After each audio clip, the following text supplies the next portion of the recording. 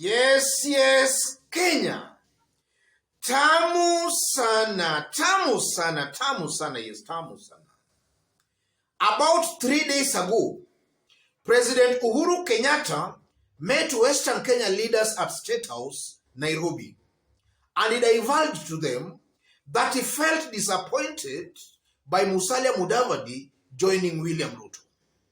And questions are being asked. Kenyans are asking questions. Why did the president feel betrayed or disappointed by Musalia joining William Ruto?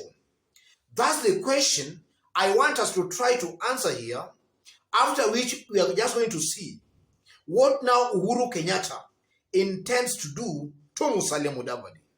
That's going to form the basis of our analysis and discussion right now.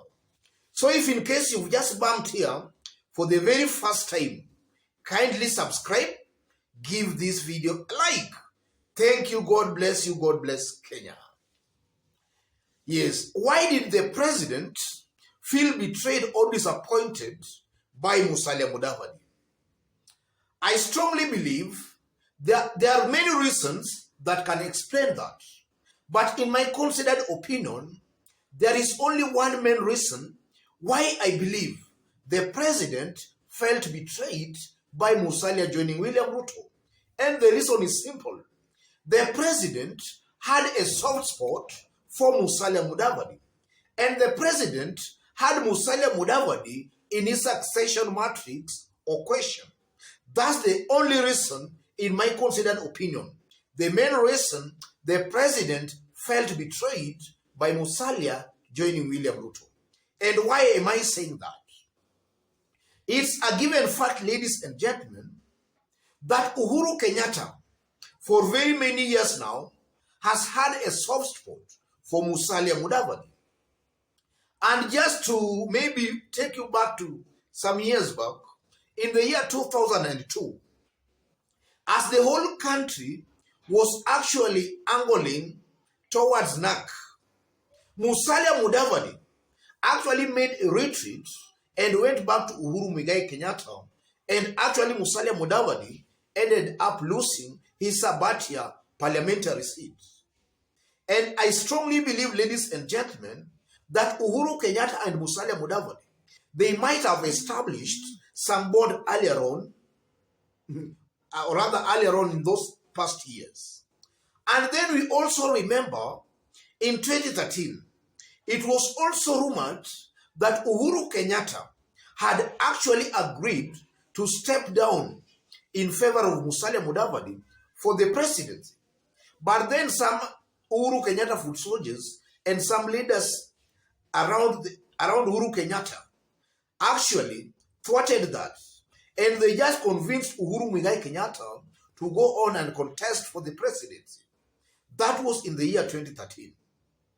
And then looking at the current political situation right now, it's also a given fact that Uhuru Kenyatta, if he was to choose who maybe was to succeed him, assuming the mountain vote was solidly behind the president, then in my considered opinion, I'm seeing Gideon Moi and Musalia Mudavadi being Uhuru Kenyatta's favorite maybe candidates to succeed him.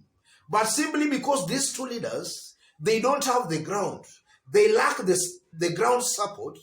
And now the Mount Kenya vote seems to be very slippery. It seems not all to be behind the president.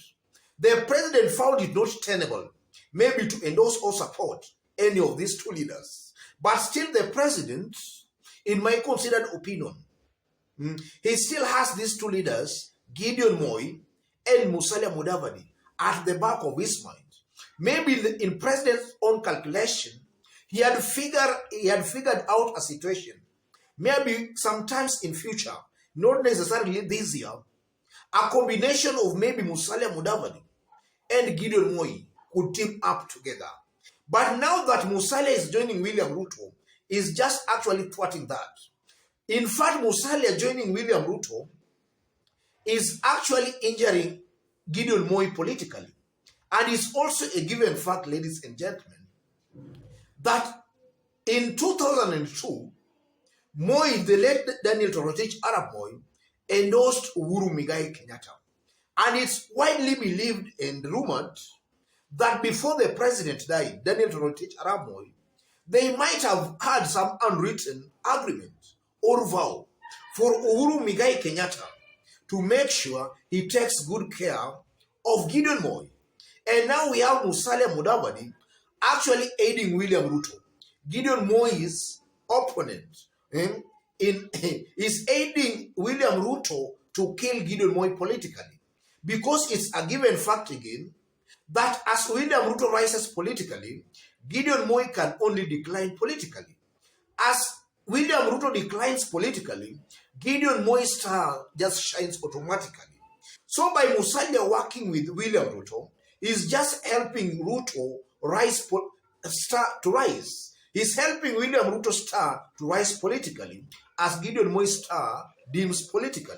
So in a nutshell, Musalia Mudavadi is actually helping Ruto thwart Uhuru Kenyatta's game plan maybe in future. So that's one political reason I believe the president might not be all that happy with Musalia Mudavadi. And so now, how is President Uhuru Kenyatta going to handle that? How is he going to deal with Musalia Mudavadi? I strongly believe there are two reasons, or rather two things, or two ways the president now is going to deal with Musalia Mudavadi. Because now he considers Musalia Mudavadi as a political rival, an opponent, somebody who is not helping in advancing maybe Uhuru Kenyatta's political interest. So the two ways, in my considered opinion, Uhuru Muigai Kenyatta is going to deal with Musalia Mudavadi both politically and economically. And politically, we have been seeing some political maneuvers in Western currently.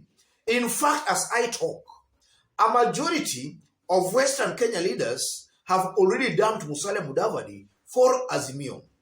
And so, coupled with the fact that these leaders dumping Musalia Mudavadi can also be aided or rather facilitated by the government, that in my considered opinion, is a very, very big blow to Musalia Mudavadi.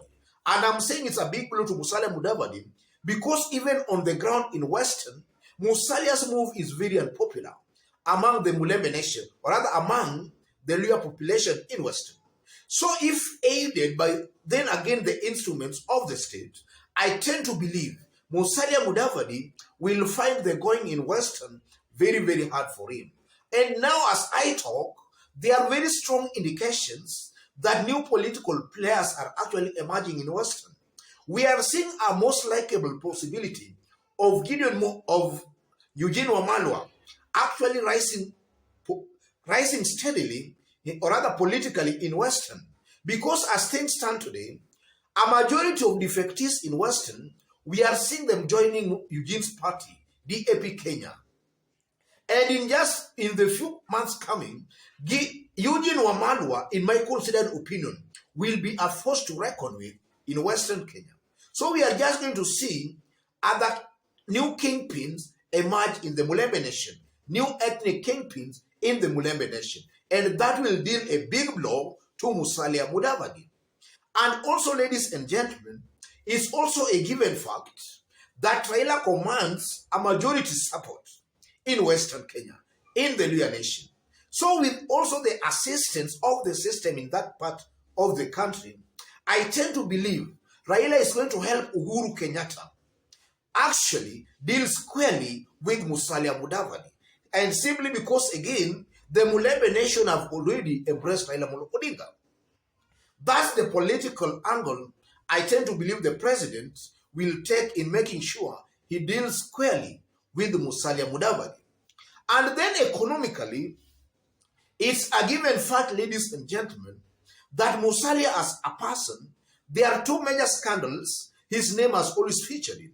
We have the Goldenberg scandal of the early 90s and before, and then we have the recent Mavoko Cemetery scandal. Let's just start with the recent one, being Mavoko Cemetery scandal. In the case of Mavoko Cemetery scandal, Musalia Mudavadi was at that time the local government minister in the Kibaki administration. And then it's widely believed that Nairobi City Council at that time bought a 120-acre piece of land at Mavoko in at the river, a land that was valued at 24 million Kenya shillings. But Nairobi City Council ended up paying about 283 billion Kenya shillings, not billion, 283 million Kenya shillings for that land. So you can see a land valued at 24 million Kenya shillings, the Nairobi City Council government ending up paying 283 million Kenya shillings. And Musalia Mudavadi was the minister for local government at that time. And in that case, ladies and gentlemen, Musalia's PS at that time, Sami Kirui, was actually sent to jail, even though later he was freed because, you know, sometimes Kenya is funny. He was later freed. And then the Nairobi town clerk at that time, Gakuo was also sent to jail because of that. And if my memory is clear, I think he died in prison as a result of that. So we might just see such kind of a case being revived, and we might find Musalia Mudavadi being questioned about that case. And for the very first time, we might even find Musalia Mudavadi being sent to jail just as a result of that Mavoko cemetery scandal. So that's one way maybe the president can decide to deal with Musalia Mudavadi economically. And then also we had the Goldenberg scandal. The Goldenberg scandal, it's widely believed, ladies and gentlemen, that the government of Kenya, Moi's regime, which Musalia Mudavadi was also part of, actually allowed in Goldenberg International, whose chief architect was Kamlesh Patni, to smuggle gold from Congo, and then he exports that gold to other countries, after which the government would pay him an extra of about 35% of the actual foreign amount Goldenberg earned. And when Kibaki came to power, there was an inquiry done, and it was headed by Bosiri. And it was established that about 150 billion Kenya shillings was transacted in the name of Goldenberg scandal. So there again, Musalia Mudavadi's name is also mentioned. And you can see that if about 158 billion Kenya shillings was transacted in the name of Goldenberg, and then again, it's believed that about 35% of that amount was inflated. And 35% of that amount, we are talking in terms of over 50 billion Kenya shillings. And that was a large amount of money, or rather a big sum of money in the early 90s. So you can now just see again that Musalia Mudavadi, his name also features in that scandal. And Cyrus Jirombo just yesterday also set the blame squarely on Musalia Mudavadi's doorsteps as far as Goldenberg scandal was and is concerned. So those are the ways, or that's the political maybe weapon the president might now use, or rather unleash, on Musalia Mudavadi. So from where I sit, ladies and gentlemen, going forward, we might find the going becoming a little bit hard for Musalia Mudavadi. And in my considered opinion, the ground is hostile already to Musalia Mudavadi. And then now coupled with the mere fact that previous governments have been protecting Musalia Mudavadi might find going forward a little bit very hard and very tough for him. Otherwise, ladies and gentlemen, let me conclude there, but before I conclude, let me remind you that if in case you just bumped here for the very first time, subscribe, give this video a like. Thank you, God bless you, God bless Kenya.